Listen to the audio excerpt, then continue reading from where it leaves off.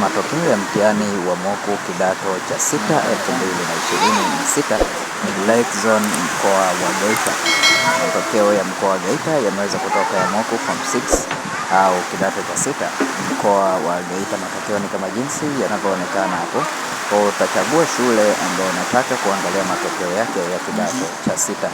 Chagua jina la shule ambayo unataka kuangalia matokeo yake.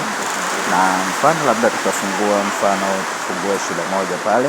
Karibu katika channel yako pendwa ya Feaboy kwa update zote kuhusu ajira, elimu pamoja na mbinu mbalimbali za kuweza kutengeneza pesa kupitia simu yako ya mkononi.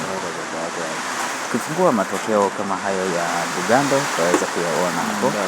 Matokeo hayo ya Bugando Secondary School, matokeo yake utaweza kuyaona kama hivyo yanavyoonekana. Hayo ni matokeo ya moku form 6 Lake Zone mkoa wa Geita, shule ya Bugando Secondary School. Matokeo yake ni kama jinsi yanavyoonekana hapo.